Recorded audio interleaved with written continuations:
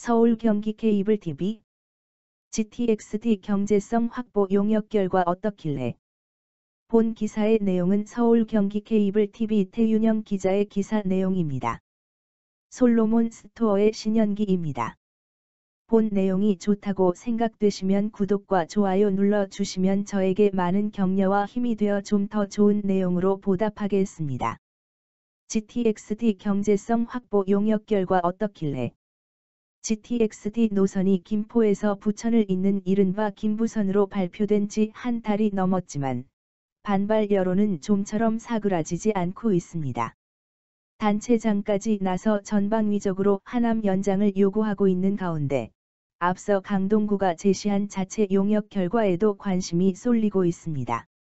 태윤영 기자가 강동 경유 노선의 용역 결과를 분석해봤습니다.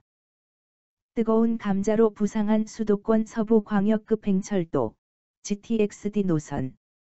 여러 지자체의 바람대로 김포에서 하남까지 연결될 것으로 기대를 모았지만 김포에서 부천만을 잇는 노선이 계획안에 반영됐습니다. 사업 타당성이 배경이 됐습니다. 실제로 한국교통연구원이 인천과 경기에서 하남까지 이어지는 경기, 인천의 제한 노선안을 분석한 결과 비용 대비 편익값이 사업 추진 기준인 1을 밑도는 것으로 전해졌습니다. 하지만 강동구는 자체 용역 결과를 내세우며 GTX-D 노선 경유의 필요성을 강조하고 있습니다.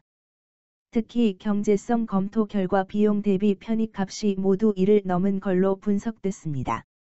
먼저 BC 값이 가장 높았던 고덕역은 1.02로 동부권 신생활 중심지 개발과 연계한 동부 수도권 광역급행철도의 요충지로 검토됐습니다.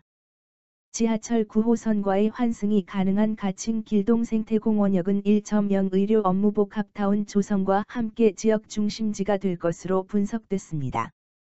1.02 천호역은 지하철 5, 8호선과의 연계성, 역세권 고밀 복합 개발 등을 고려해 교통 요충지로 기대된다고 평가됐습니다. 노선 대안별 수요 예측에선 2030년 세계 노선 모두 1일 40만 명 이상이 이용할 것으로 내다봤습니다. 최종 수요 발생이 직간접적으로 전 산업에 미치는 영향인 생산 유발 효과는 10조 2천억 원, 고용 유발 효과는 13만 2천 명에 달하는 것으로 분석됐습니다. 강동구청 교통행정과 정영환 교통행정팀장은 주민의 뜻을 담더라도 논리적인 뒷받침돼야 하기 때문에 저희가 서울과학기술대학교 산학협력단과 계약을 해서 약 6개월 동안 용역을 진행했습니다. 유동 인구와 경제적 파급 효과 등 비용 산정 등을 해서 용역을 했습니다. 그 결과 3개 지역 모두 1.0 이상이 됐고요.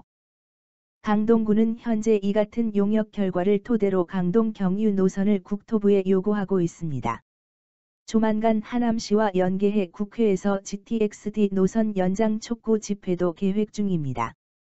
김포와 인천 주민들은 물론 서울구청장들도 협의체를 구성해 GTX-D 노선 유치에 대응하는 등 최종 노선이 확정되는 다음 달까지 후폭풍은 계속될 전망입니다.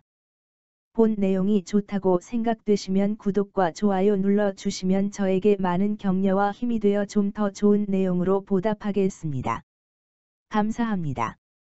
솔로몬 스토어의 신현기입니다.